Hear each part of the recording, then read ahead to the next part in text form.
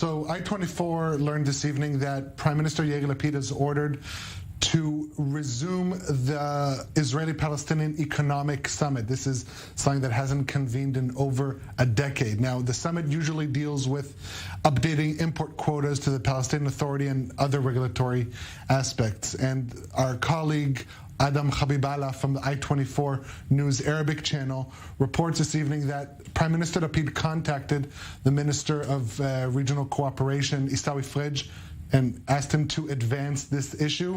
Frej confirmed the information to I-24 News and said that he's expected to reach out and meet, in fact, with the Palestinian Minister of Economy, Khaled Al-Assili, in order to schedule a date for this summit, which is expected in the next 2 months. Now, this summit hasn't convened since 2009. Now, what's also worth noting on this story is that officials within the Ministry of Regional Cooperation said that during Naftali Bennett's tenure, the former Prime Minister that recently switched with Lapid, Bennett had refrained from advancing this issue, but since Lapid took office in the Prime Minister's office, he had made a point of advancing this issue, and according to Minister Frej, this is expected to help boost the Palestinian economy. Right. We'll certainly see this before the November 1st election. And again, maybe coming out of that meeting of Biden, a gesture by Prime Minister Lapid there.